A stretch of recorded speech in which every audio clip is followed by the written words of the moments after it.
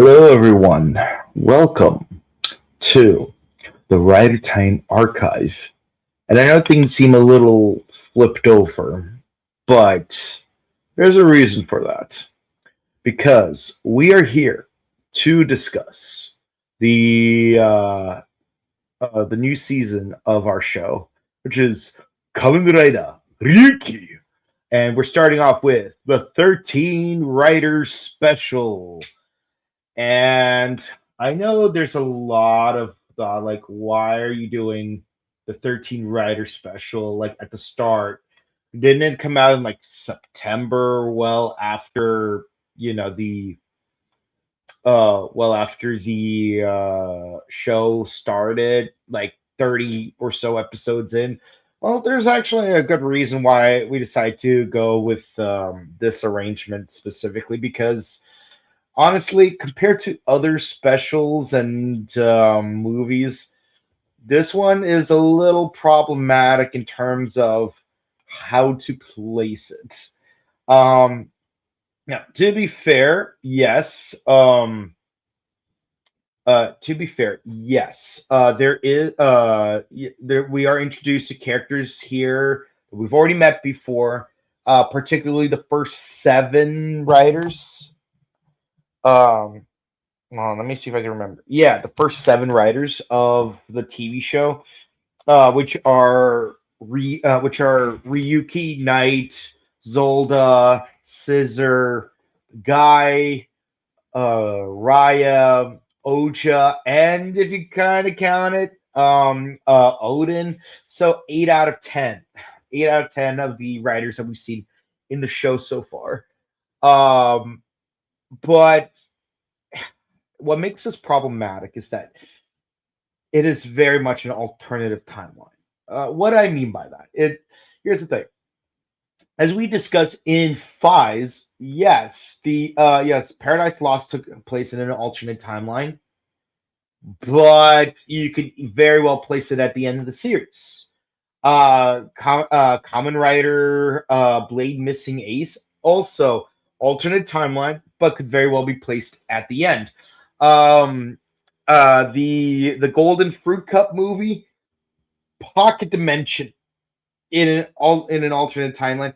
But the thing is, we are introduced to that pocket dimension in the show, so that one is still quite canon to the show.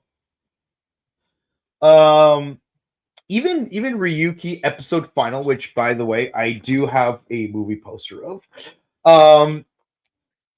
The thing about the movie is that, yeah, it's an alternate ending, kind of, sort of, more like an alternate penultimate episode. I swear that title of the final episode is very much false advertising.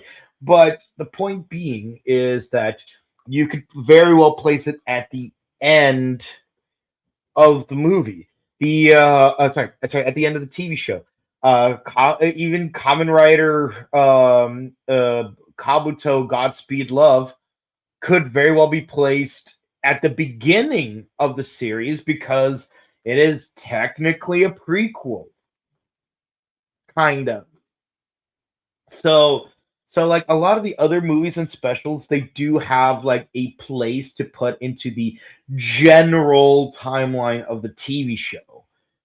But that's kind of the problem with this special is that it is completely like 100% it is 100% detached from the TV show. It is completely separate. It's an alternate first episode where things play out completely different.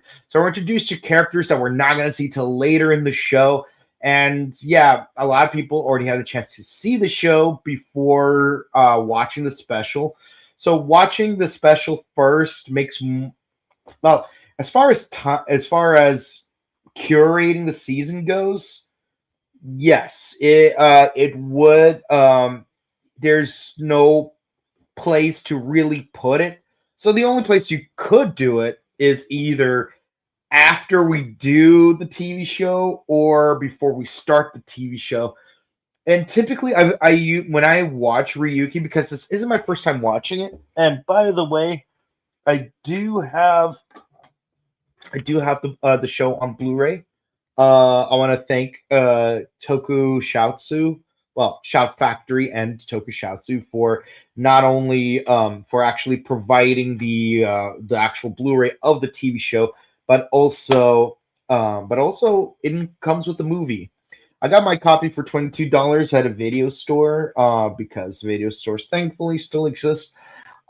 Everything else I got on Amazon. So this is probably the cheapest of the uh, 8 seasons of Kamen Rider that I own via Shout Factory and or Mill Creek. Um, yeah. So unfortunately, the 13 Rider special is not included into the Blu-ray. So we got to watch it the old-fashioned way. But everything else is available on Blu-ray. And as far as the 50 episodes go, unfortunately, not the movie. You can watch it for free on Amazon, not on Amazon, on Tubi TV, on YouTube, on Tokushoutsu's YouTube channel, as well as they used to do it on Pluto TV, but not so much anymore. I don't know what happened to the Tokushoutsu channel, but guys, you got to bring it back. But yeah, so YouTube and Tubi TV have all 50 episodes, and if you get the Blu-ray, it comes with the movie. As far as the only media missing here are the 13 Rider special and the Hyper Battle video. But yeah, but as far as the TV shows and movies, we hope you guys are following along with us as we rewatch them. So normally when I watch Ryuki, I watch the special last. So this is actually the first time I'm actually watching it first instead of last. So what does that experience feel like? Well, not gonna lie, and there's a certain irony to making this comparison, but it really feels like watching the pilot for Kamen Rider Dragon Knight. Those of you who don't remember, 2008, though more accurately 2009, they made an American adaptation of Kamen Rider Ryuki, and it just so happens that my mentor was friends with the Wang Bros, so I kind of knew ahead of time that this was a thing that existed. And then it aired December 3rd, if I recall, 2008. Just the first 2 episodes, and then the remaining, and then it would premiered proper in 2009, same year as Yuki. And look who decided to show up. God damn it! God damn it! Did those mirror monsters get you? You all right, dude? But yeah, as I was saying, it feels like watching the pilot of Dragon Knight because in that version you had Matt Smith, not the Dr. Matt Smith, the American actor Matt Smith, who was in one episode of Wizards of Waverly Place, and I totally recognized him in the episode he debuted. I'm like, isn't that Matt Smith from the Dragon Knight pilot? It's Denley Trent from the official TV show. Previously had one role in an episode of Hannah Montana. Do the line. So it's kind of funny how there's like this triangular relationship between Kamen Rider Dragon Knight, Hannah Montana, and Wizards of Waverly Place, because this dude from the official show was in Hannah Montana. This dude from the pilot was in Wizards of Waverly Place, and Selena Gomez was in Hannah Montana as a rival. So the three shows connect to each other. But with that said, the way the pilot works, is it is a 30-minute adaptation of the first 2 episodes of Ryuki, and then it ends with there are 10 other riders and we have to fight them, and then it cuts into like a clip show of like a bunch of stuff that happens later on in the show, including their survive forms, Genocider, which is the name of a combined mirror monster. And it's like, well, spoilers! Not that it matters because the show got completely retooled anyways. But that's kind of what this 13 Rider special feels like retroactive. It's like watching the pilot. This is a bunch of stuff you might end up seeing in the show if you watch the special before watching the TV show. Okay. I am here. Forgive me. I just woken up. Oh, my God. What? What? Last night should not have happened. Ugh. What have I missed? What have I missed? Well, already did the title card. I was explaining how this is the first time I'm watching the 13 Rider special at the beginning of the series instead of the end of the series. Because usually when I watch the entire show of Ryuki, I do it at the end. And watching it at the beginning feels like watching the leaked pilot for Dragon Knight retroactively. But here's what's most interesting about this. This is a Jason Todd situation where the special ends on the cliffhanger and you, the viewers, have to vote on which of the two endings they're going to air on TV. Right. We're going to review both endings, by the way. So, yeah. We get a lot of returning faces and some new faces that we've never seen before and never will again, more or less. When Steve comes back, we're gonna try to continue with that plot point. But let me know, people of the audience. So, did you have a chance to watch the? Did you have a chance to watch the 13 Rider special before? Did you have a preferred ending? Let us know in the comments. All right, so I did see some of this. Because of last night, I couldn't even get around a time to, so I pretty much got the gist of it. My phone even died, and I didn't even plug it in last night, so.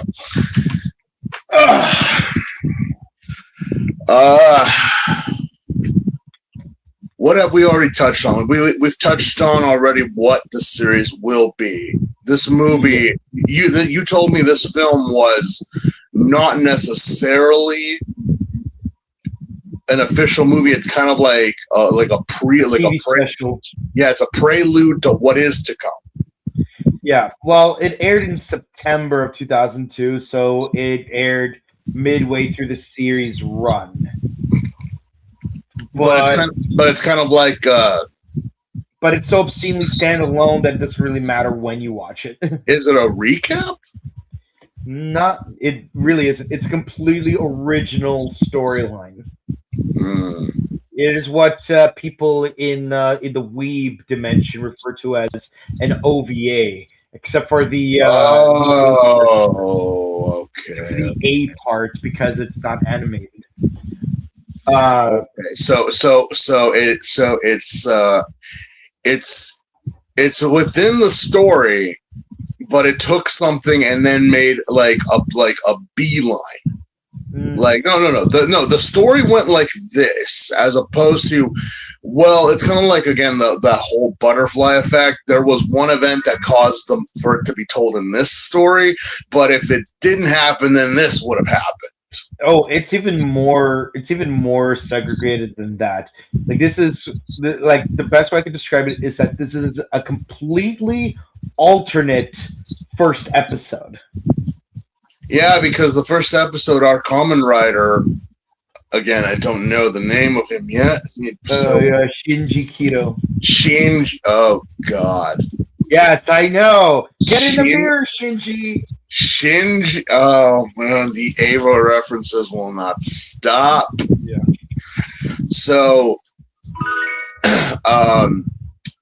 if I recall right, Shinji knew nothing about what was going on, just like the other Shinji. Yeah. Except he didn't have to get into his mom. Yeah. yeah, it's kind of like the only person that knew what was going on was Knight, and Knight was kind of helping him, but it was also like he's in it for himself. Yeah, he's just like, again, he's just like a certain American character that rides a motorcycle sometimes and goes gliding through the night, and I work alone. Yeah, we get it. We get it. That's the one thing that I kind of was with this show. I was like, okay, Knight, I get it, but you do realize you're following Ryuki, right? I know this is supposed to be a battle, but you're not fighting him. You're just like, you're kind of just like standing there menacingly. Yes. No, just like this is something that's gonna show up a lot in the show. People just standing there menacing. He's just standing there menacingly. Yep. Yeah, that seems to be a theme within Kamen Rider within this era of the series. It's like wait, who's that? Just even when we did like episode 11 of Fives, we see some gold jerk looking guy, and he's just standing there menacingly.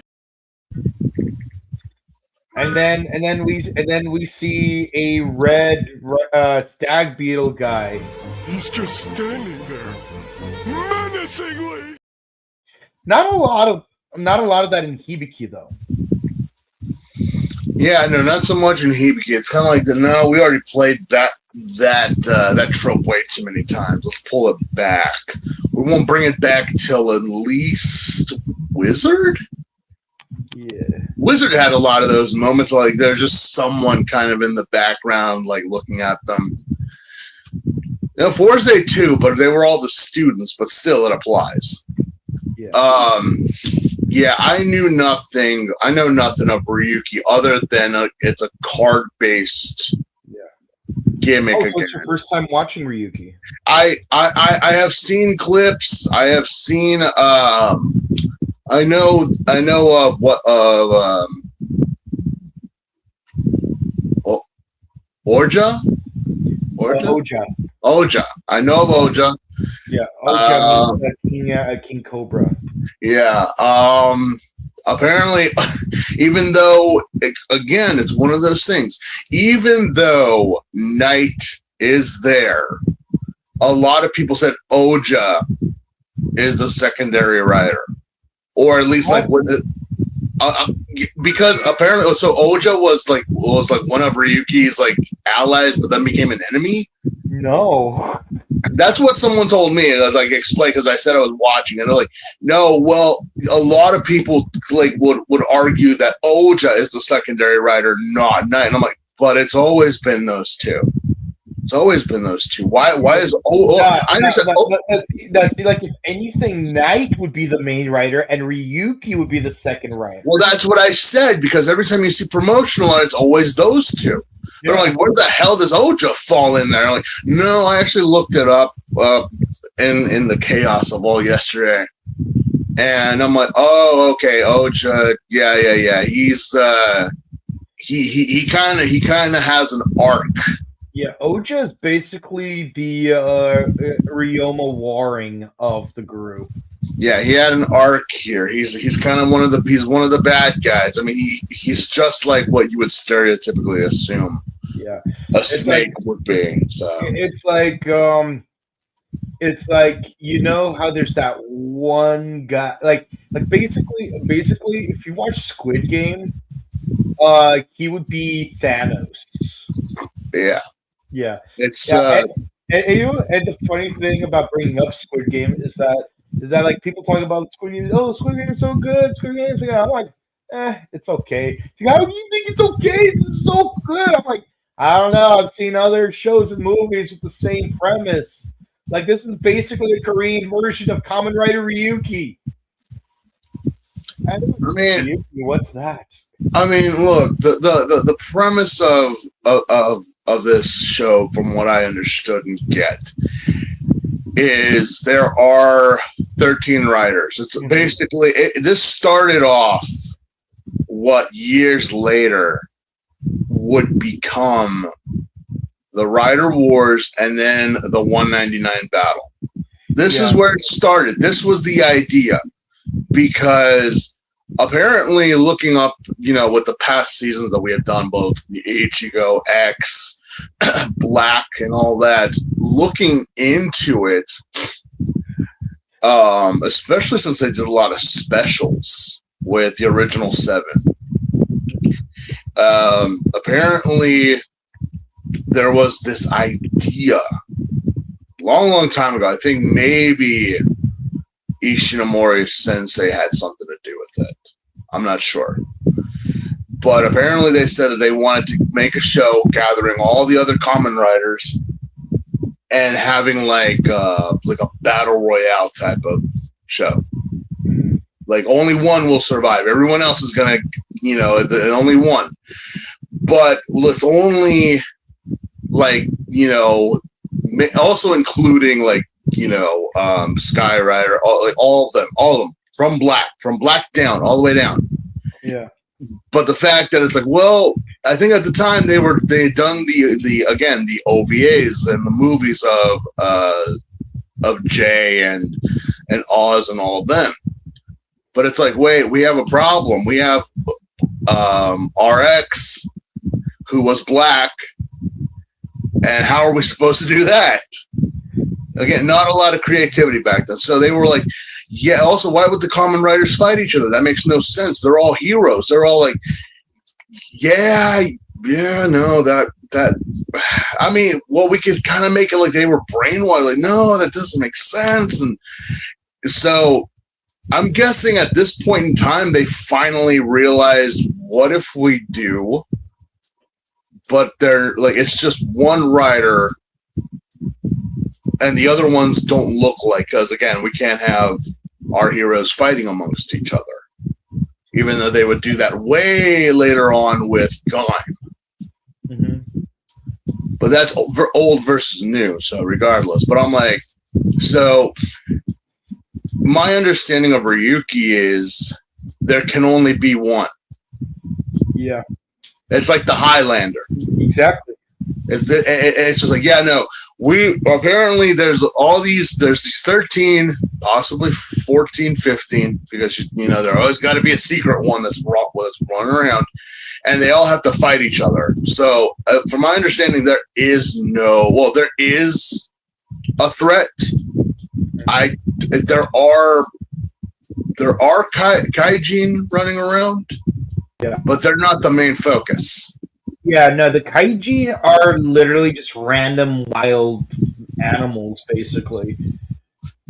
They're not like an organized syndicate, say Shocker, or even a religious organization like the Grongi or the Lords.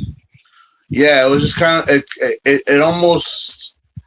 From what I understood, it's almost like the Invis, even though it's but remove the overlords, remove them, and it's just the Invis.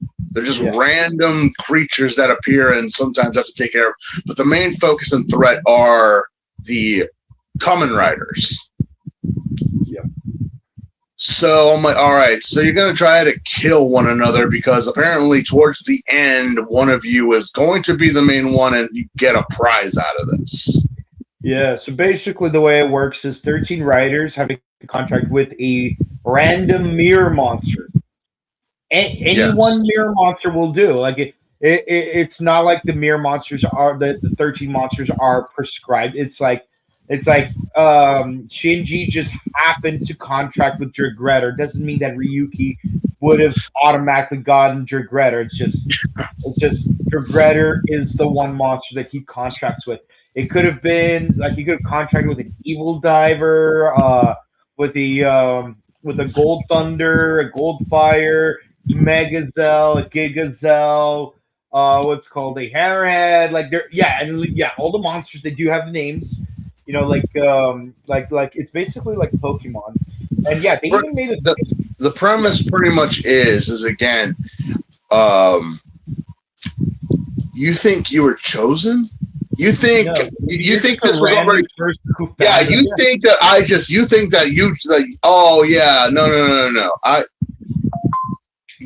You just happened. We just happened to be crossing the street. I just happened to drop it, and you found it. Yeah. It could have been that little kid over there. Could have been that old lady. Could have been anybody. I don't care. Yeah.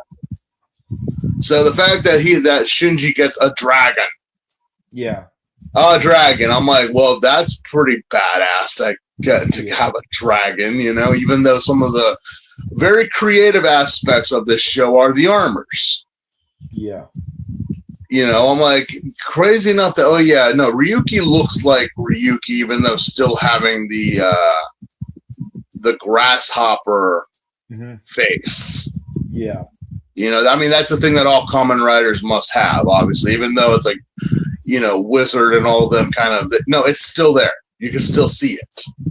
Ryuki, they didn't really hide it that well. That's why I was like, wait, so if he's a dragon, why does he have the big grasshopper eyes? Yeah. That was pretty funny. That's kind of like, no, okay, I get, but it's like, yeah,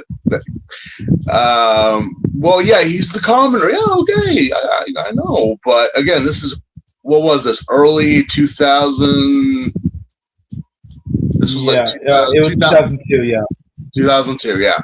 So again, it's like, yeah, that a lot of people. So wait, he's a dragon, but he's got an insect face. Yep, pretty much. And, but yeah, he's got a dragon. That's pretty cool. That's pretty. But again, you're telling me that this movie takes place in the middle, because we are introduced to a lot of characters here that we haven't even met yet. Yeah, I mean, like, basically, if you're watching it live, then by this point in the TV show, you would have met all but two of the writers that we would see in the TV show. For massive spoilers, you pretty much showed everyone, even Dark Ryuki.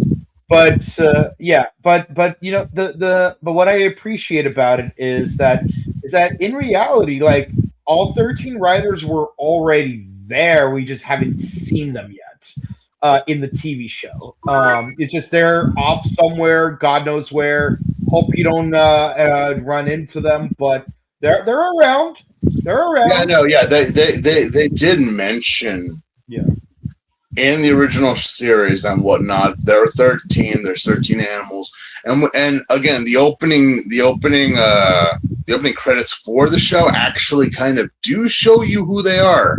It's kind of like but their faces are obfuscated. Yeah. It's kind of like it's kind of controversial, with more so when it comes to shows like anime and stuff like that, where you show them, like, you don't show a silhouette, you show them, but they're facing the back, so you already know. But wait, who's that? Yeah. Oh, we're gonna find out later. Then what? Why not? Why not put them in shadow? Why are you showing us? Yeah. Yeah. And the funny thing is, those people's faces, the obfuscated ones in the opening, they're not even the actual actors who play those. Yeah, they were still reading into this and looking at, and also from an inside source, they were still casting the 13 writers when the show had started. So all they had was the suits. They didn't have any bodies in them that, like, all that were represented. And the auditioning process was actually very, very, very long, because they had never done anything like this before. Yeah, so to contract 13 Kamen Riders, it was like, what? And the auditions were obviously very, like, interesting, showing if you could, if you're athletic, how to do a pose, like, if you're a fan of Kamen Rider, which inside source one, well, we know him. We've spoken to him. one person that both me and Mike have met. Actually, I think. Well, I was there when I asked him. I don't know if you were there, but I think you found out later. Mr. Futahara, Sosuke from Go Under. Yeah. Again, this is 2002. Okay. Yeah. He's about roughly around our age. I think he's like. I think you get over the fact that he's roughly our age. Yeah, he's like I think maybe a year or two under me. I think I don't quite remember. I don't, or somewhere around there. He actually told me, because I spoke with him at the last PMC that they had. No, Japan World Heroes, the first time he came in Burbank. And we were talking, and I, obviously things about Go Under and stuff like that. But I was like, was there anything else that you had done before Go Under? I was like, because a lot of times, the reason why they cast you is because they already had worked with you. And he said that back in 2002, he actually did audition for Kamen Rider Ryuki. He actually did. And I was like, wait, you were going to be in Ryuki? It's like, I had gotten to, I think the final. He said he couldn't remember, but it was somewhere towards the end. He was there. And I was like, wait, you weren't in the cast for Ryuki. So, oh no, I was not going to be Ryuki. No. They already had Shinji casted at that point. But this was when the show was airing, right? So it's well, so who are you going to be, or who were they said? They said, well, I wanted to be Oja. Wow. And I was like, wait, you wanted to be Kamen Rider Oja? I why? He's like, he literally said to me, and there was a group of us all together, and he's like, I thought he looked cool. I'm like, that's your, well, he did look cool, yeah. Well, yeah, I mean, he looks pretty cool. I mean, Oja, and he's got the Cobra cane and everything. But I'm like,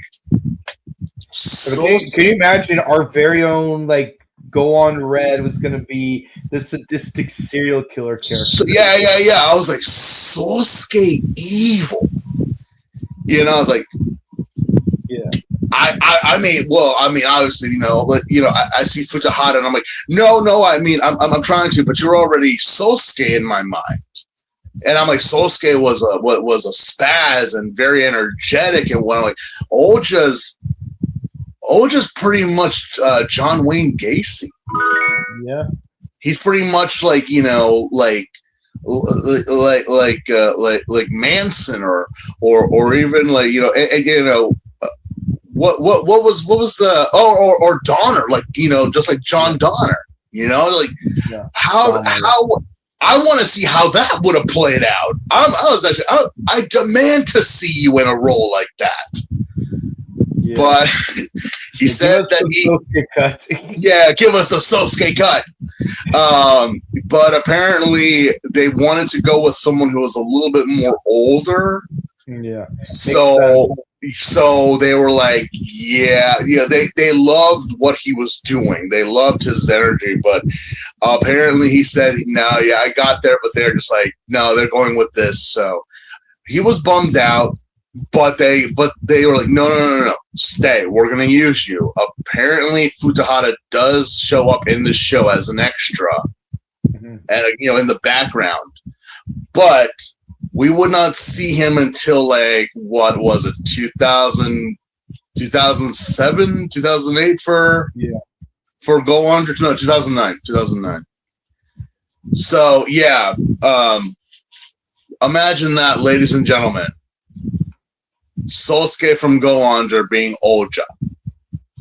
Yeah, very close. Very close. He came very close, he said.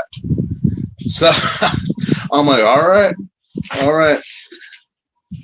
So far, again, the film again is very from the parts that I did watch fully. I did watch good 80% of it. Yeah, it is rather strange because I'm sitting there, I'm like, what am I watching? I feel as though we're not supposed to be watching this right now because you're already introducing characters and faces, and I'm like, wait, I don't know what is this? But since you're saying it's a beeline, I'm like, all right, so this is a what if scenario. Yeah.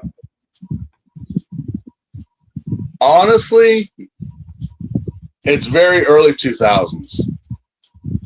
I say that very, very, very plainly. It is our very early 2000s. I think I had Knight's haircut back in the day before I found it myself. Mm-hmm. Shinji obviously is again, like all Shinjis, very ignorant to what's going on and doesn't really grasp the situation as it is, you know. Yeah. Even in the show, from what I learned, Shinji doesn't want to fight. He just doesn't see the reason behind it. Does anyone? After all, war. What is it good for? Absolutely nothing. And obviously, like he's just the ignorant kid in a situation where every Kamen Rider is a killer, a psycho, a Giga Chad, or like pretty much except for him and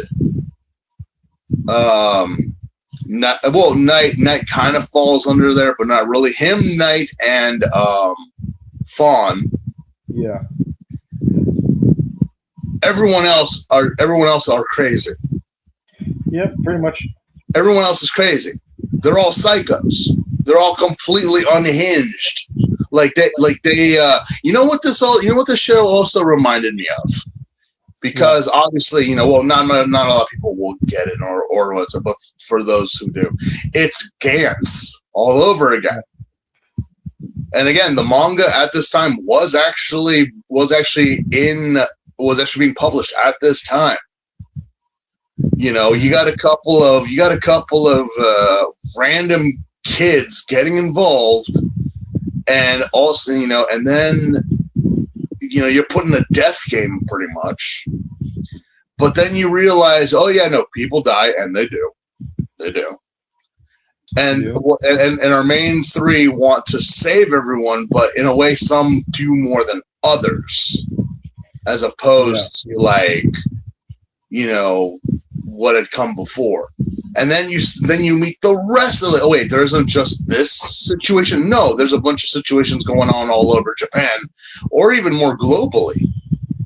Yeah. So, well, you're gonna team up with Oja or team up with Bull or Chameleon, and then you find out that they are just unhinged as fuck.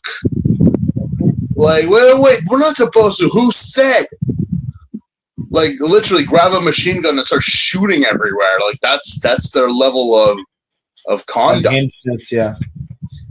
And it's like Ryuki even realizes, okay, this is who I can align myself with. This isn't who I cannot. And like, they even question, why are you even with Knight and Femme? Like, you do realize you're gonna have to fight them too, Yeah. And they even say it. It's like, yeah, there's only got to be one Shinji.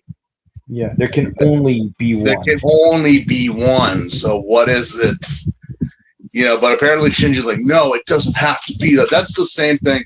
And also for those who will be like, oh, the Dragon Knight tried to make this story happen, surprisingly. Yeah. And from my understanding. Yeah, and from my understanding, they did do the story to what it was. Yeah, I know. Brad Bear was like probably like the most on that. It's like, oh no, you all have to fight each other in order to get and like if you beat everyone else, you'll get that footage that proves that you did not sabotage your rival. Or like in Richie Preston's case, I'm surprised I remember his last name. It's like your dad kicked you out, you're broke AF, and but I'll give you $1 million for each of the other 12 riders that you kill. So that's up to $12 million. Only that's where we get that. So that's where we get that one cringe. It's like, hey, you got something on you. That's a dollar bill. Yeah, but the thing was with Ryuki is that they were pretty much like motivated by something to do it, you know. Yeah. Whereas opposed to Ryuki, you have no choice. It's just like, yeah, you're fucked. You really are. You're gonna do it. Yeah. It's the same thing kind of in Gantz and even in Squid Games. Doesn't matter. Some people choose to be here. You might have been chosen. Some people just randomly fall into it, such as so-and-so. Yep. You know, Shinji got there by accident. He was in the you are. It doesn't matter. You're in. You're already there. You can't get out, and the only way out is the sweet embrace of death. Mm-hmm. And why does this happen? Well, that we can't tell you. You gotta watch our review for us to tell you why it happens. But either or, I'm like, you can kind of just say you were home. Mm-hmm. You answered the door. That's why. Yeah. That's pretty much what the sum up of what it is. It's like, what? Yeah, you right place, right, or in your case, the wrong time. Wrong place, wrong time. You know, I mean, like I said, like, you know, oh, you think you were chosen? You think you're the chosen one? What kind of bullshit is that? What kind of really? No, there's no such thing. I mean, hell, you were just there. Mm-hmm. That's it. That's it. That's all. That's all you are. Everybody, every single one. You know, there is no motivation. At least America tried to give like a motivation, even though I'm like, wait, you're only going to get 12 million out of all? Yeah. Really? Now, listen to me saying 12 mil. Like 12 mil is like not a lot of money. Yeah, but like we're talking about 2009. 12 mil. So that's different from 2026 12 mil. Even 2026 mil. Yeah, remember how back in the day, Austin Powers, you know, you got a Dr. Evil saying, I will destroy the ozone layer if you don't pay me $1 million. You do know that $1 million is not a lot of money.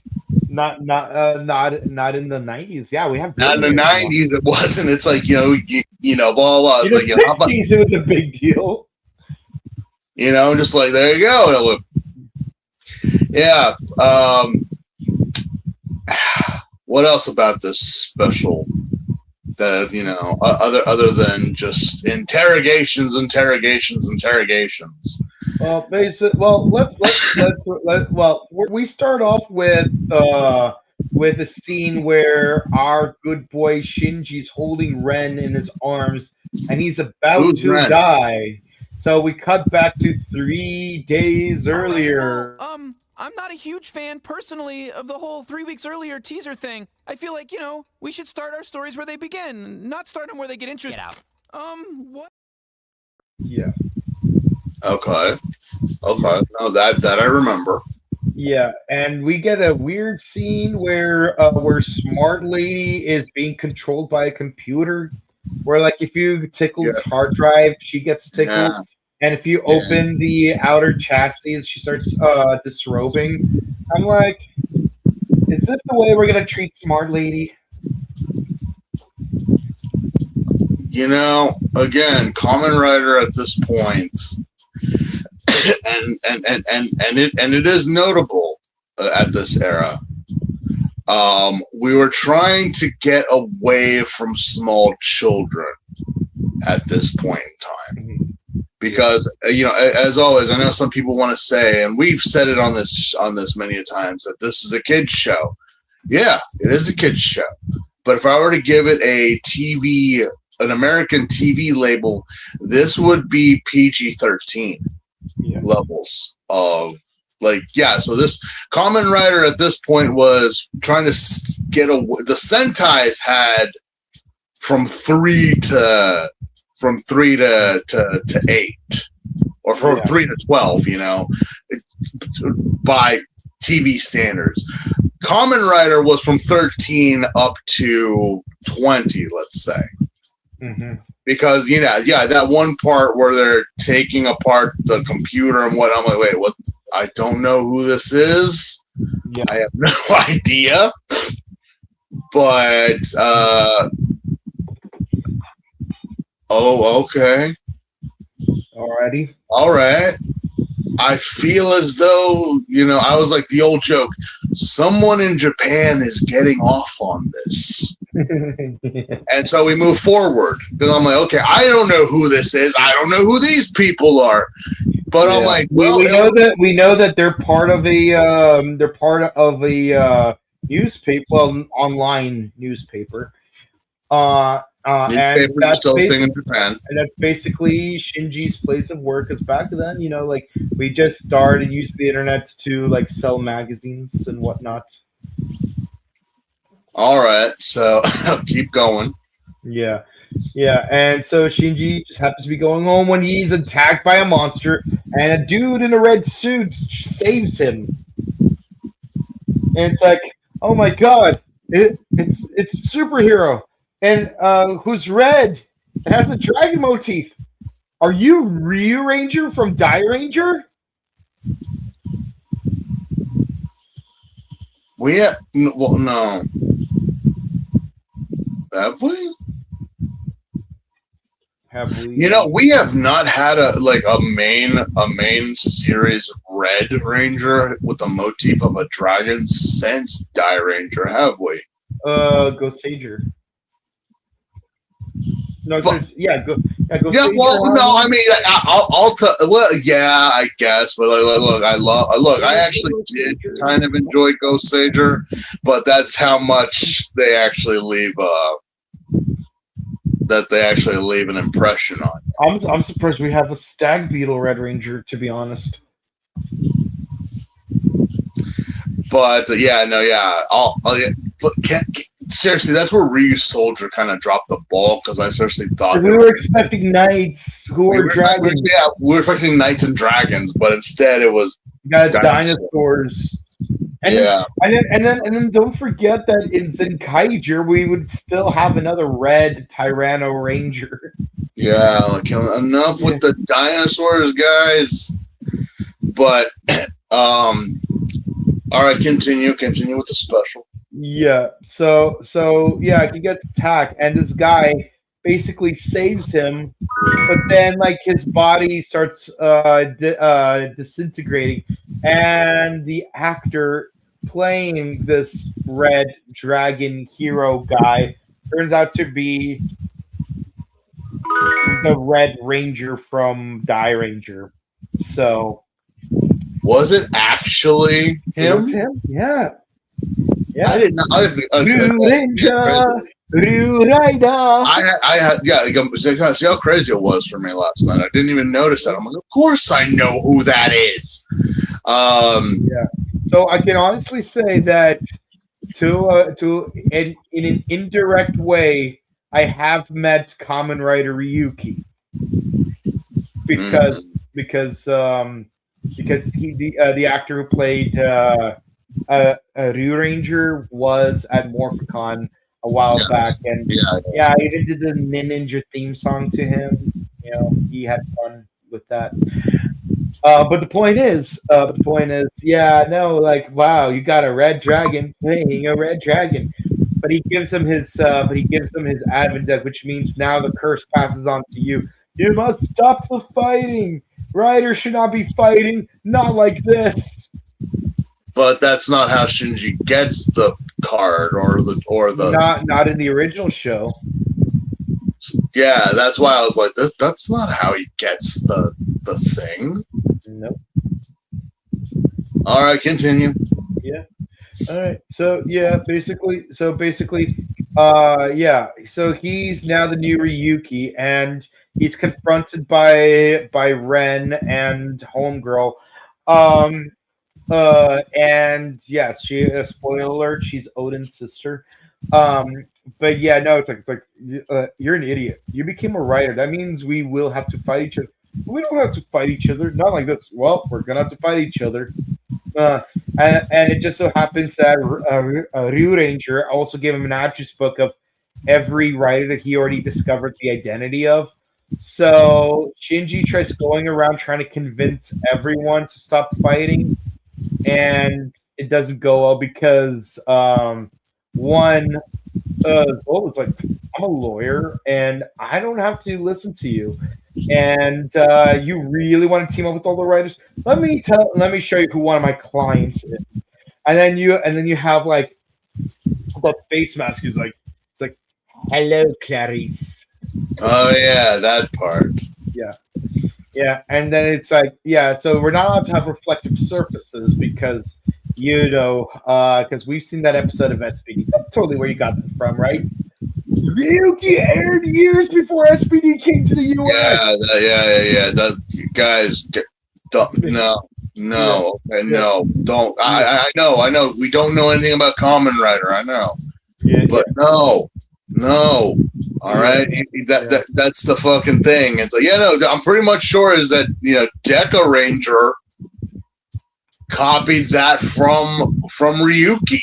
Yep. And then inevitably it became a Power Rangers thing. I'm like, yeah, but the thing was, I mean, yeah, the guy, the guy was the one, not some interdimensional mirror demons. Yeah. It's just some random alien. I'm like, well, okay, whatever. Yeah. So here we are, and yes, because Shinji forgot to remove his bike helmet. It's like, oh no, reflective surface. So then a giant snake comes out, frees him. It's like, you're an idiot. Why are you even in the Rider fight? Yeah, I was like, no, that's Olja. Even though I don't know much of the show, I'm like, that's Olja. Yeah. And of course, he talks to Odin's sister, and she tells him, listen, there's a mirror that's causing everything to happen. If you destroy the mirror, the whole war is going to end. But then Ren intervenes and says, listen, the previous Ryuki tried to destroy the mirror and he failed. What makes you think you're going to do any better? Mm-hmm. We may as well just fight each other. Winner gets his wish granted. Of course, this doesn't stop Ren from teaming up with Tezuka, who becomes Raya. It's like, I think these evil riders are trying to team up. I think we need to team up to fight against them. But then when a bunch of monsters show up, okay. Oh, also there's a lawyer who Shinji tries to recruit to team up, and he's like, kid, you're not born with power. You have to steal it from others. You think I made this company? No, I got it from a lawsuit. You've never seen the movie Interstate 60? I'm from the town of lawyers where everyone is suing each other.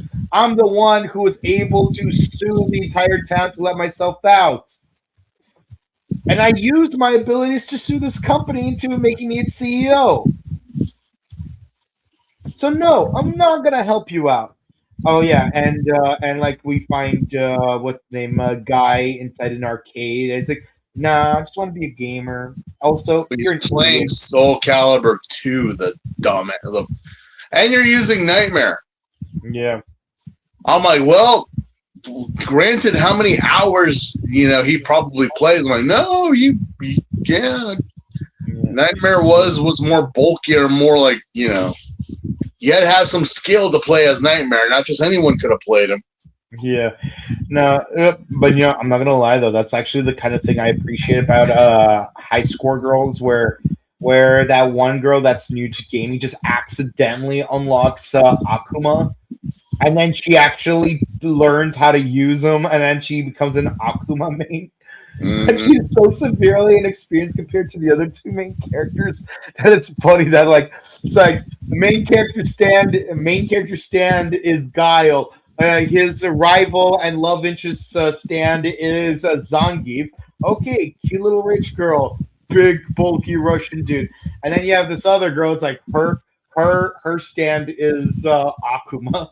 Mm. Yeah, but with that in mind, no. If you guys haven't seen High Score Girl, definitely watch that show. It's actually really good. I do consider it a shoujo, and it's a damn good shoujo. but yeah, so then, we have that fight scene where you have Ryuki, Raya, and Knight, and I'm not lying though, Raya was way cooler in Dragon Knight because he had asthma. But yeah, like we have this fight scene, and Verde shows up. Yeah, because the lawyer's Verde. So let me tell you something about the TV show. Even though, like, the big thing is that there's 13 writers, in the actual show you only see 10 of the writers. Yeah. In the movie, you're introduced to two more of them, Fem and Ryuga, but no Verde. Verde is strictly in the 13 writer special. He doesn't show up in any of the episodes of the TV show, not in the movie, not in the Hyper Battle video. The only other time in Japan that you actually do see Verde is literally in Kamen Rider Decade. And Verde is the chameleon. Yeah. Are you serious? Yes. We never see the chameleon ever in the show. Not in the not in the Japanese show. Then what the fuck is even the point? Yeah, why even call it? Why even advertise that the show has 13 writers when you only show 11 of them? I mean, what's even the point? I mean, I was like, also the fact I'm like, when you see memes about the show, or people talking about the show, it's always like, oh my God, Verde and who he is, and what? Okay, so what? Now that I know that he's not even in the fucking show, why do you even talk about him? It's because he looks cool. Yeah. I'm not gonna lie. You made a chameleon armor look pretty badass. I'm not gonna lie, but seriously, we don't get anything of the chameleon in the show. Absolutely. Wow. I call shenanigans. Yeah. See, and that's one of the reasons why I actually really like Dragon Knights, because they actually delivered. They actually dedicated 2 whole episodes to Camo. Even TJ Storm had a cameo.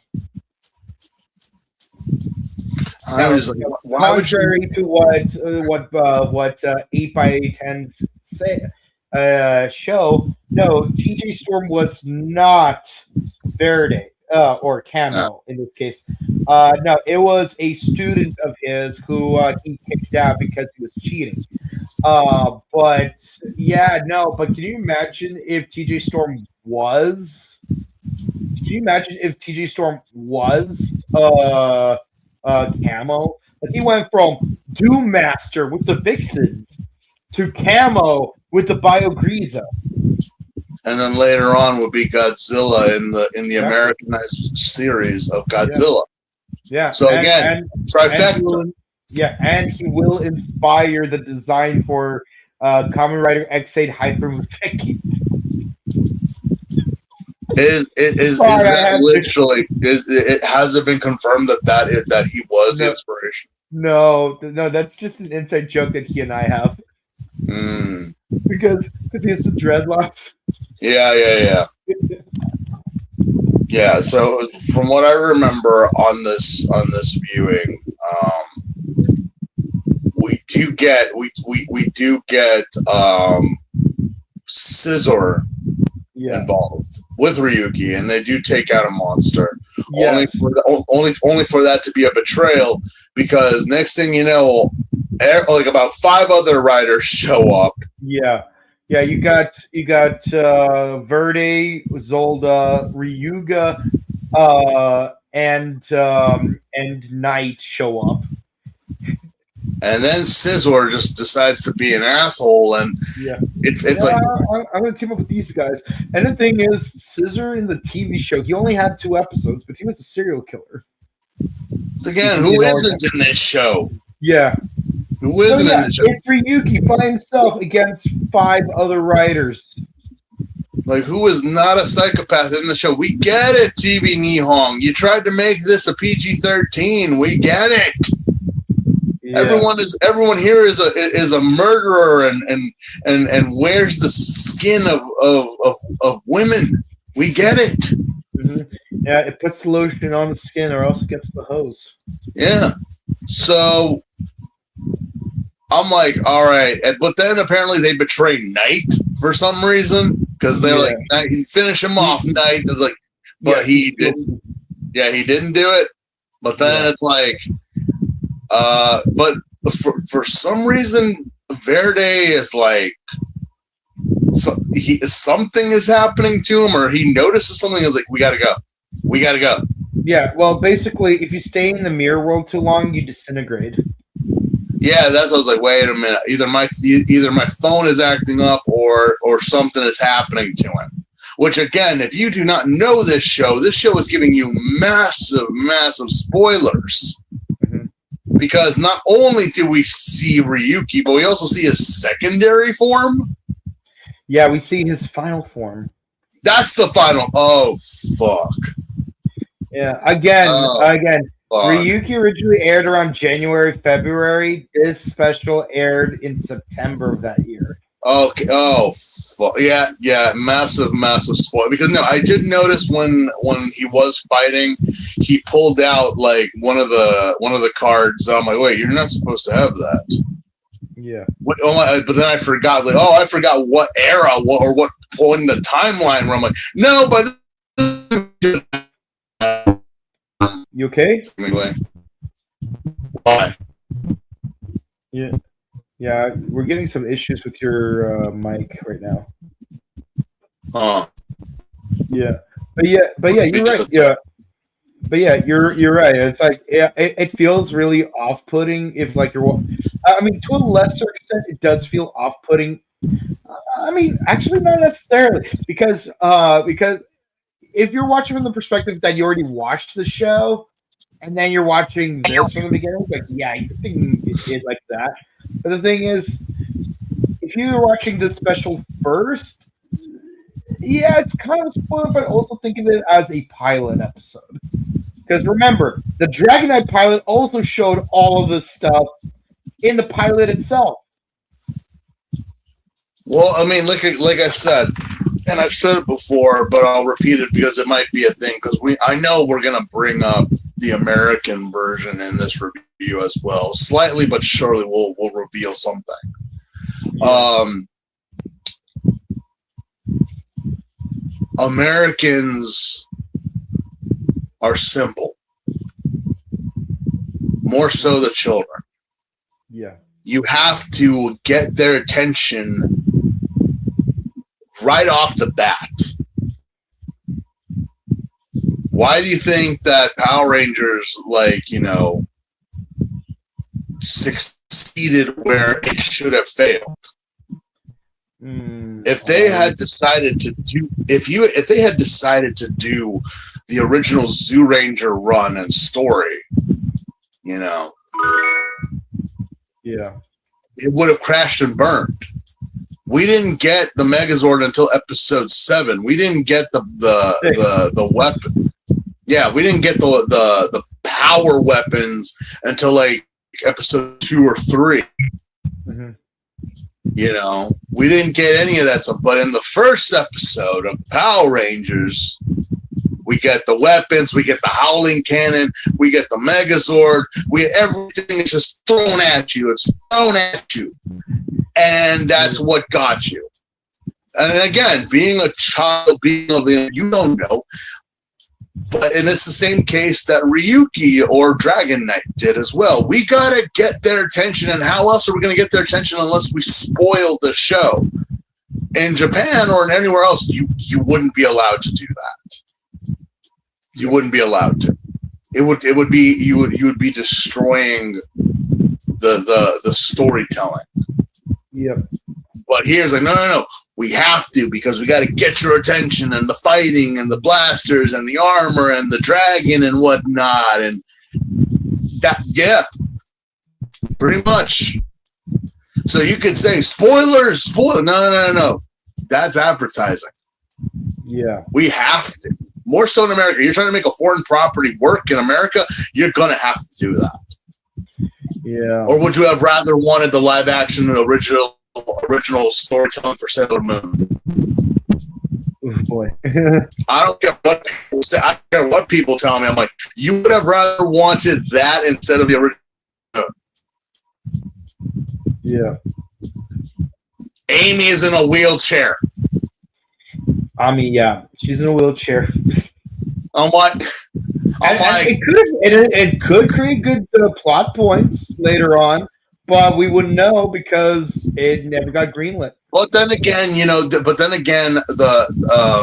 the mangaka for Sailor Moon actually said that originally they were like Ami was going to be a cyborg or something. That's why she was the way she was. But they're like, no, we're just gonna make her ridiculously smart. Yeah. Yeah, no joke. That was actually a thing that. Well, to be fair, originally it was going to be just Minako, but they're like, yeah, we're going to need you to turn this shoujo Kamen Rider to a shoujo Sentai. But you could still have your shoujo Kamen Rider. He just can't do shit. Yeah. Which is actually a lie in the manga. In the manga, Mass Kamen does do a lot. But in the anime, it just happens to just show up there standing menacingly and then gives them the MacGuffin. I'm not even gonna dignify that with a SpongeBob clip. Yeah, no, it's not. No, it's actually quite sad. It's actually quite irritating. I'm like, you have a guy that has all this power and strength, and yet you don't do anything. Yeah. Okay. Why is he here? I don't know. Go watch Sailor Moon Abridged. They do a wonderful riff. Yeah, they take the entire. It's crazy that they took the entire first 50 episodes and compressed it into 2 episodes. So let me ask this question: Are we Sentai or are we Kamen Rider? Well, I think in America we're Power Rangers. Yeah. Then who the fuck is this guy in the background? That's supposed to be our White Ranger, but he's wearing all black. I know, but the mask—that's what we're focusing on. That's the white part of it. Okay. Does he do anything? No. Just like Tommy, he doesn't do anything at all. Yeah, you're right. Oh, I didn't say it. Sailor Moon did. I'm just repeating. And I stick with my ladies. Anyway. But yeah, what the fuck is going on with this damn movie? So Night, it's like I'm losing my ability to fight, but I have to keep fighting. Like I'm like I need to keep fighting. You don't understand. I have to fight. If you don't fight, you do not survive. Shinji, you'll never understand this. Bruh, chill, dude. No, I can't. You don't get it. What's not to get? But yeah, like while Ren is down and beaten, it's like, yeah, we end up getting cornered in a garage with literally all of the other surviving riders. So like basically everyone except for Scissor and Raya. So that's like 9 riders. Olge is here. Gazelle is here. Fem is here. Like everyone who Ryuga's here too. I'm like, wait a minute. And weirdly enough, even Odin's here, and he's not just standing there menacingly. He's just standing there, menacingly. Usually, that's all he does. I know that's all I ever known him to do. But the thing, so wait. I mean, this is the thing that I don't. Was it Shinji that took Knight's powers, or who? Because I was like, wait. Knight he's dead. Technically, yeah, he's dead. He's a dead man. And yet he will be dead. But then it's like we see the fully armored Knight, and it's like again takes out the CGI spider because again we have to put. You're going way ahead, but yeah, no. Ren becomes his survive form in order to finally defeat Verde, and then and Verde also killed a spider killed what's his name, Guy. So there's only like 6 riders left or so, and somehow they're struggling against the spider. Mind you, this spider is literally the first monster we fight in the first 2 episodes, but somehow everyone's struggling with it. But yeah, no, Odin's like, listen, I've had enough of this weakling. So he just grabs Shinji's deck and crushes it. So we have a dead rider with a perfectly working deck, and we have a healthy rider who no longer has a deck. So let's just consolidate this and just like get back to the first scene of the specials where he has him in his arms. Like, Shinji, you must keep fighting. Show Kaiba the power of the heart of the cards. Yeah. You aired in 2001, so this works. So then Shinji does what we would never imagine us doing, and he becomes Kamen Rider Knight. Yes, that was weird. He becomes Knight. And not just Knight, he even becomes Knight Survive. But then we cut into all black, and someone apparently with another card does a reverse. Mm-hmm. Because now we're at that same spot again, but things are now changed. Yeah. Or we're repeating it all over again. So basically, Shinji drives towards the mirror and he kills the spider monster, but he's left with a decision. Do I go on and fulfill what I wanted to do and destroy the mirror, or do I carry Len's will and return to fight the other riders?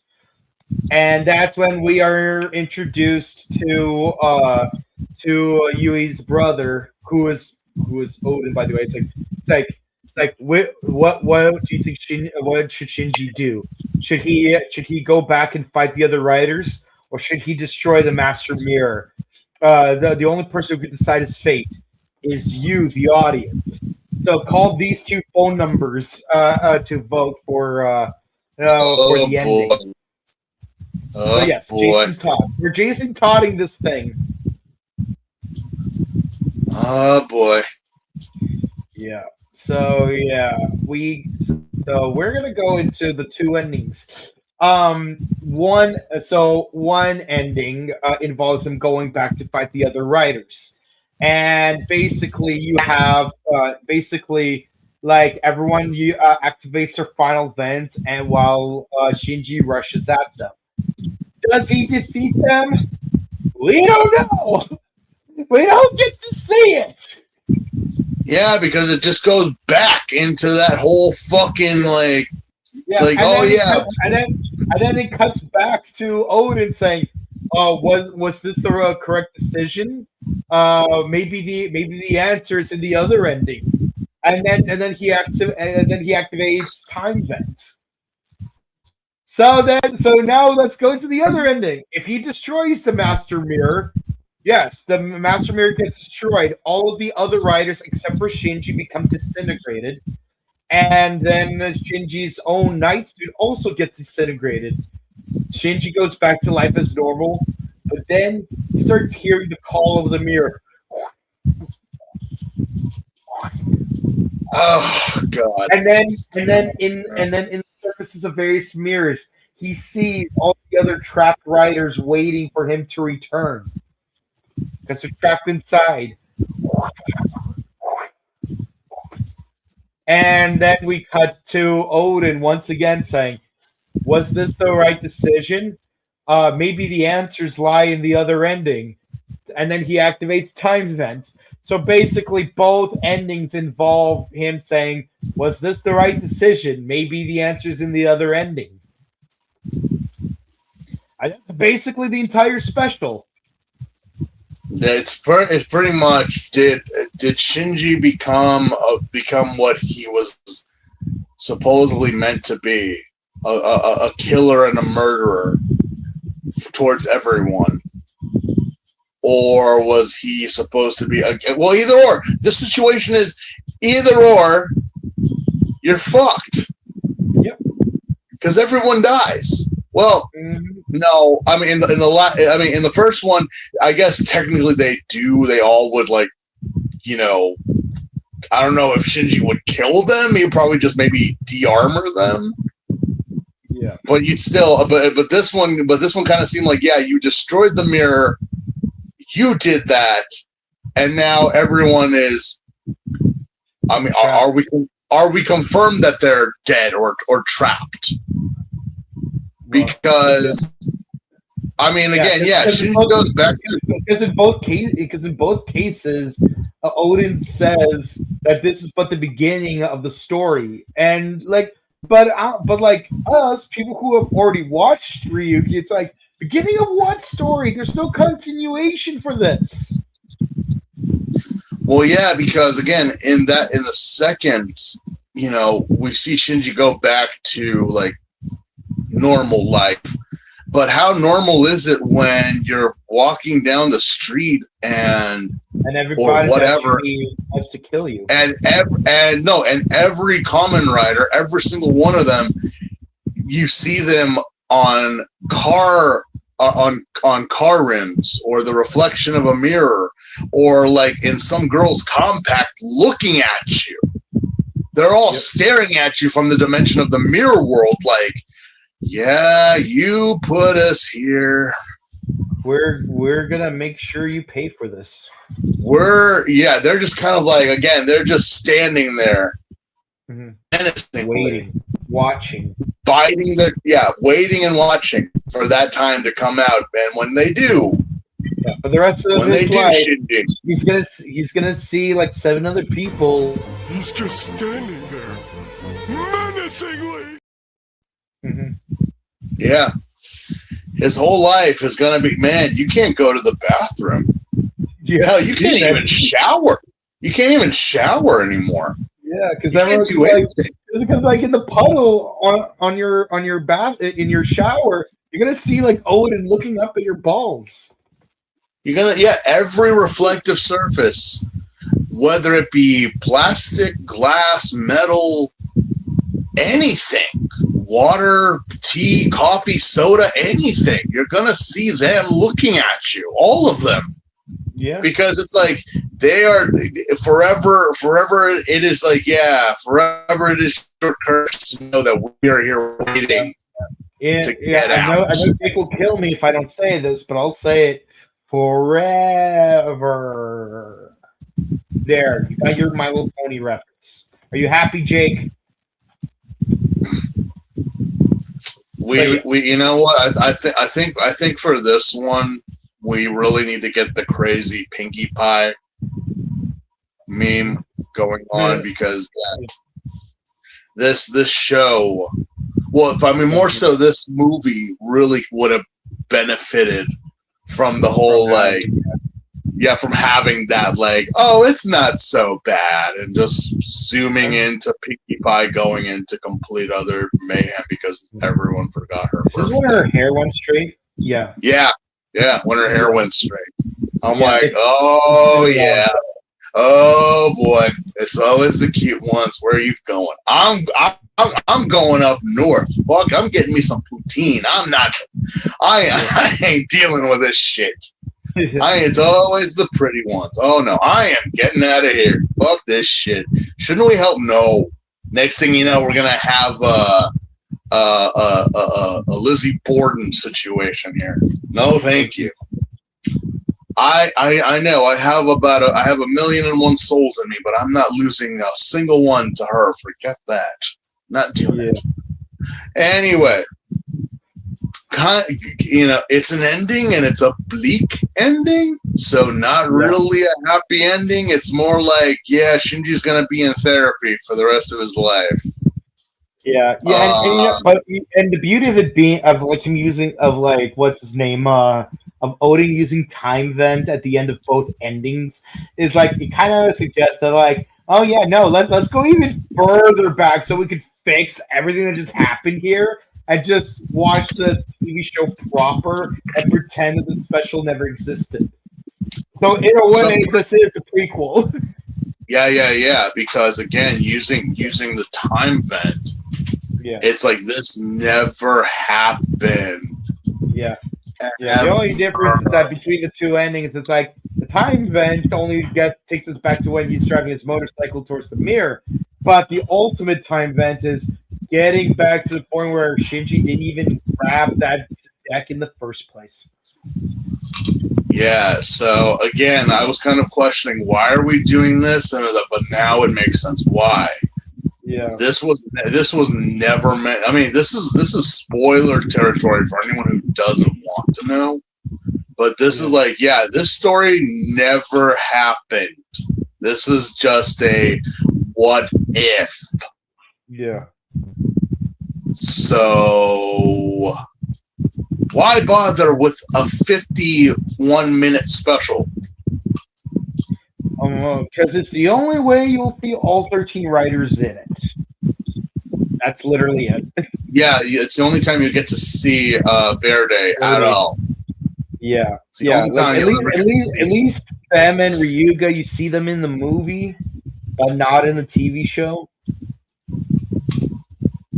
But hey, but hey, you know, props to Dragon Knight. You actually delivered. You promised us 12 writers, and you gave us 13 in the show. No movies, no specials. We actually get all 13 of them. And cherry on top, in the penultimate episode, all 13 of them are actually lined up together. You really think that Dragon Knight was going to get a movie? They had to have used that footage. Like, no. And honestly, I was actually surprised. There to be a movie, but no. I did also wanted a second season. I was surprised that I learned that Dragon Knight actually got daytime Emmys and stuff like that, and was actually praised for its storytelling and whatnot. But then the show got scrapped, and any future interpretations of Kamen Rider were not to be brought to America. The last two episodes you had to watch online. Yeah, for some reason. The second last one was the actual finale. The 40 was more of an epilogue. The whole and apparently this was done because they did not like their reviews were not high enough, or their toy sales were not good enough. But it's like, you literally released only a total of 11 toys in your entire line. I could even list them for you: the belt, the drag visor, the 3 motorcycle toys, the 3 action figures of Dragon Knight, Wing Knight, and Torque, and then you have their civilian counterparts that come with the mirror monsters. So yes, 6 action figure sets, 3 vehicle sets, the belt, and the drag visor. Just those 11 toys. You only released 1 commercial for all 11 of those toys. You only showed that commercial like maybe 5 times that I've seen, and you only aired those commercials while the TV show was airing, and even the commercials for the TV show only aired during 4Kids TV block. Which apparently Dragon Knight has no affiliation with 4Kids at all. No, that's what a lot of people would assume. Yeah, they pretty much like that's what people assume, because a lot of times when it's up, they're like, oh, you mean the one that 4Kids tried, like they did with Ultraman Tiga? And I'm like, look.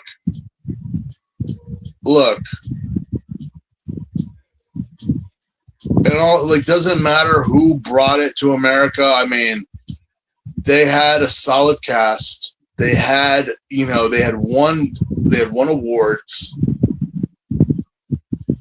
But some idiot decided because, oh yeah, we're not selling toys, we're not going to do this is a total money hole.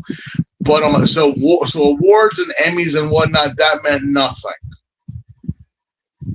And also possibly bringing in like the other Kamen Riders. But again, you'd have to explain why,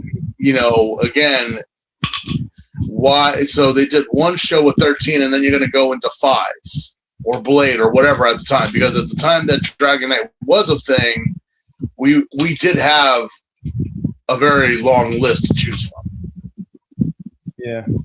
But none of them are connected unless there's some special or whatever that does cross them over. Either or, Ryuki itself was also an interesting one. because this also exposed the world to Ryuki.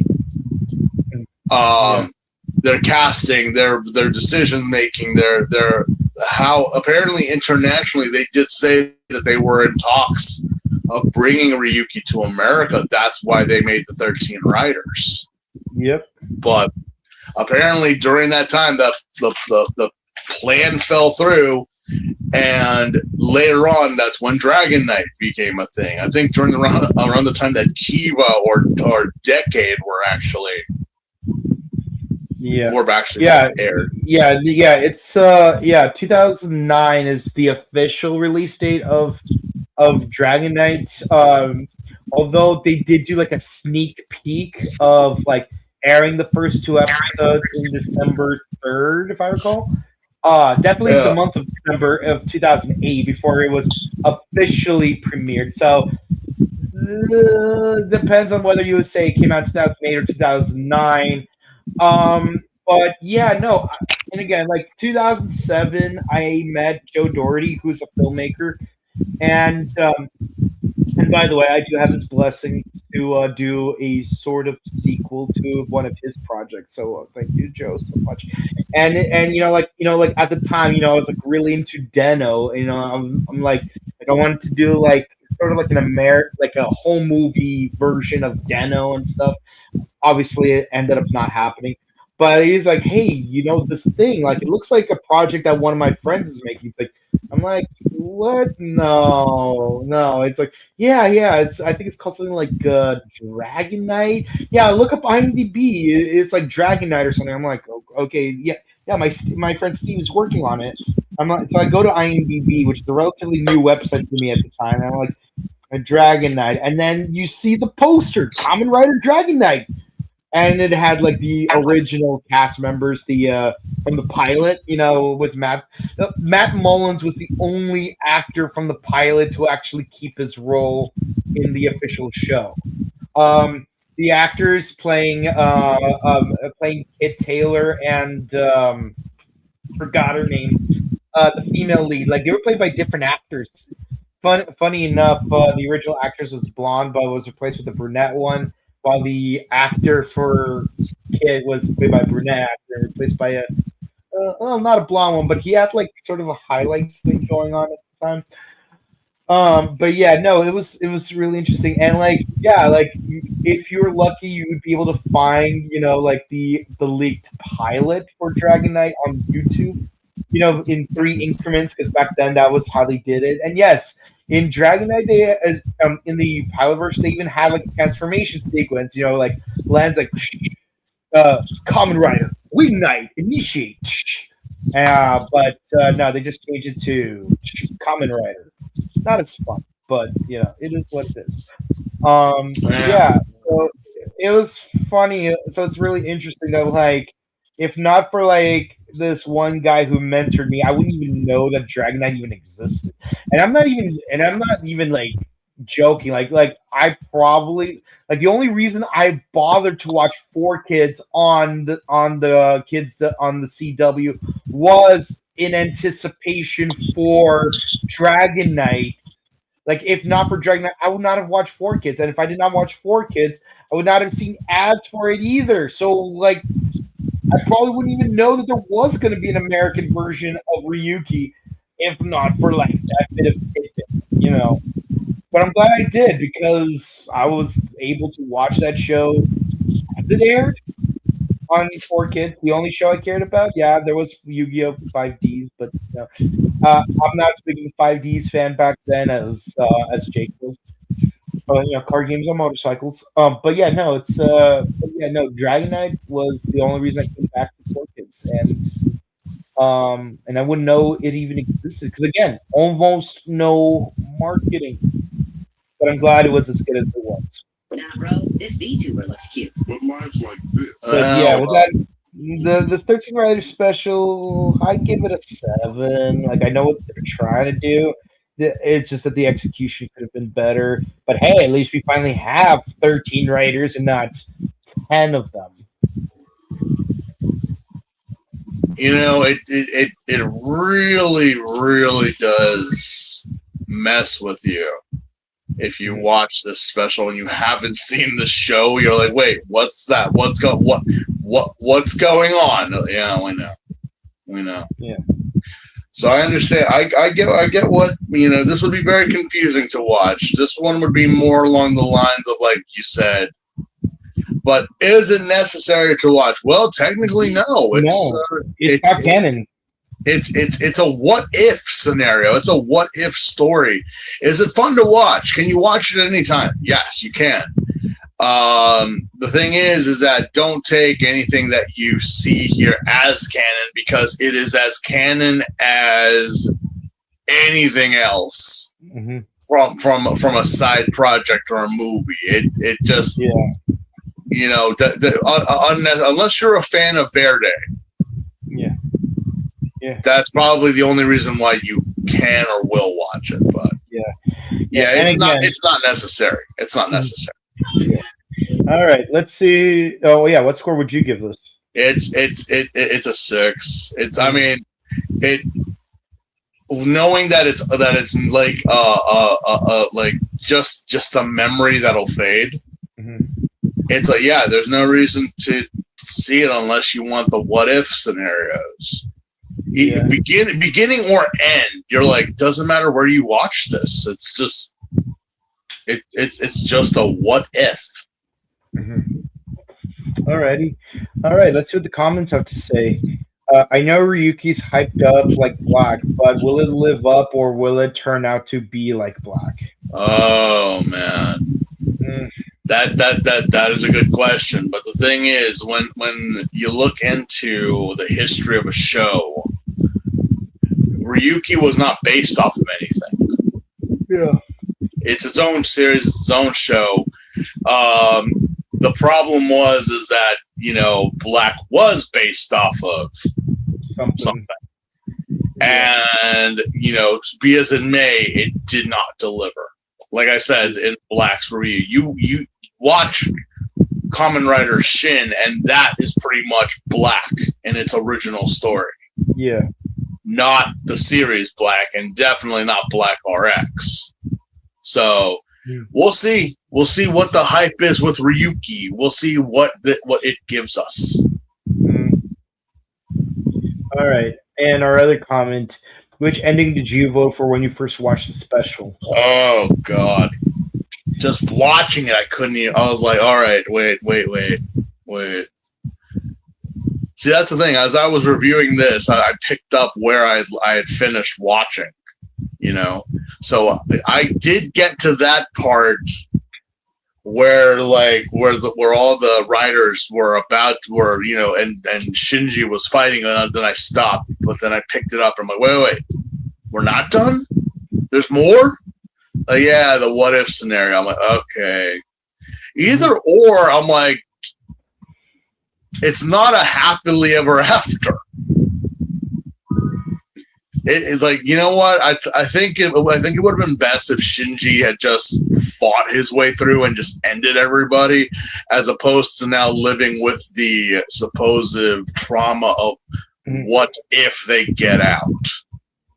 I mean, I would just frame it as they're both bad endings. Yeah, no, they're both bad endings. It's a damned if you do, damned if you don't situation. Like, legitimately, it's not.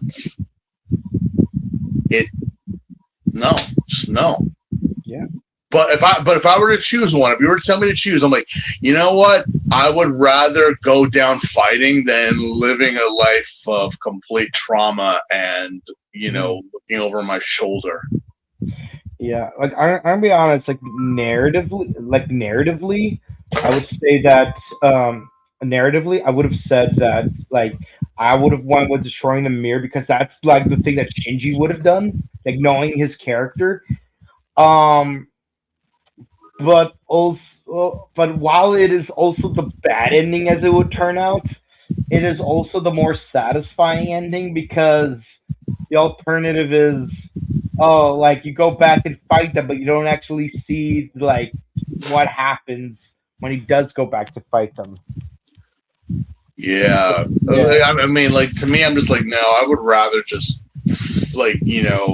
fight to the death. Then Yeah. forever living, knowing that these guys are waiting to get out of the mirror world. Yeah, but I think that's kind of the beauty of it. You wouldn't know, you wouldn't know that this would be the consequence.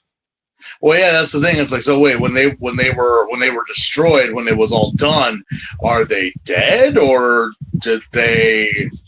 Or no, they're But waiting. the thing is, the mirror still makes that noise though. So you still get headaches regardless. Yeah. And it's like, the funny thing is, when you think about it, it's kind of like playing through the Castlevania games when you have like the good ending, the bad ending, and the true ending. But then it's like, but the difference here is that you don't have like a gamer guide to like tell you what will happen in each ending. Why you should never refuse when a ferret brings you. But that's also why when I play Castlevania, I'm glad you have multiple save files so that you could play through all 3 endings without having to start over. In a home setting, that person is usually And then you could just New Game Plus that thing. All right. But yeah. So that's it for the comments, guys. If you enjoyed, please be sure to comment, like, and subscribe to us on YouTube, Facebook, Twitter, Instagram. Ding the bell icon, stay notified for our latest videos. We like to discuss things, all things tokusatsu, such as Kamen Rider Ryuki, Kamen Rider Zeds, Super Space Sheriff Gavan Infinity, and Ultraman Cosmos. The next 2 weeks we're gonna take it a little bit easier. So we're just gonna be doing Zets and Gavan Infinity for the next week, maybe 2 weeks. But we'll be back the week after with more Ryuki and more Cosmos, and possibly another show for the Miscellaneous podcast. We're still looking into that. Yeah, we're still looking into that. But as far as doing episode 1 through 6 of Ryuki go, come back to us in 2 weeks. We're gonna take a sabbatical, guys. Yeah. It's He needs a very- sabbatical. I definitely need a sabbatical, which is why we're taking that break. And yes, and if you want to watch the show along with us as we review it, you could get a copy of Kamen Rider Ryuki on Blu-ray on with Shout Factory. Get it on Amazon, their official website, your local video store if they happen to have a used copy or whatever. The cool thing about the Blu-ray is that it comes with the movie, but if you want to just watch the TV show, you could also watch it for free on both YouTube and on Tubi TV, and depending on what region you're at, Pluto TV as well. So there's a lot of avenues for you to legally watch Kamen Rider Ryuki, and please do so. Support the official release. Thank you, Tokusatsu, for providing us with the physical media for us to watch Ryuki. Hopefully, you release some more stuff. Just saying. Right. With that in mind, check out our sister channel, The Buttery Show, where we discuss movies, TV shows, and all the other things. We have a gaming news podcast going on, and if you want to say hi to us in person, our upcoming convention dates are May 31st at the Burbank Marriott Convention Center for Robo Toy Fest, and August 20th through the 30th, Pasadena Convention Center for Power Morphicon. We got a lot of Sentai actors coming up, so we'll keep you stay tuned. So we hope to see you again real soon. Until next time, enjoy the rest of your weekend. Have a good one. Goodbye. Good night, guys.